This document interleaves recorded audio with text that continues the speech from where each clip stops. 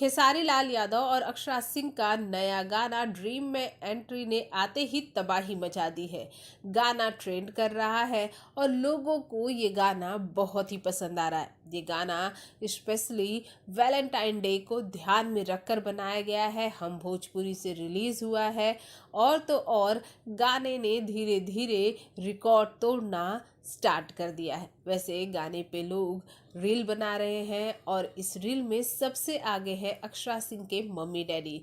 जी हाँ, इन्होंने एक रील बनाई और खेसारी के लिए उन्होंने शुक्रिया अदा भी किया। साथ ही ये कहा कि खेसारी और अक्षरा से भी जोड़ी ये ज़्यादा धमाल करने वाली है, आग लगाने वाली है, तबाही मचाने वाली है।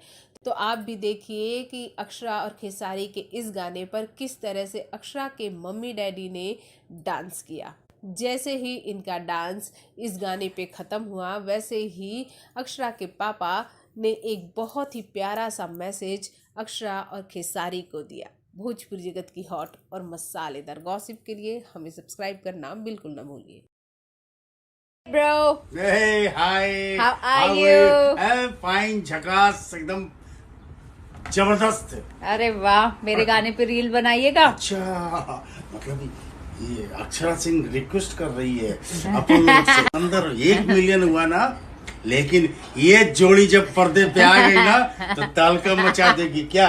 यस यस यस, इसलिए गर्दा मचा देंगे। तो अभी एक रील बना के तुम्हारे इस गाने पे, समझ गए?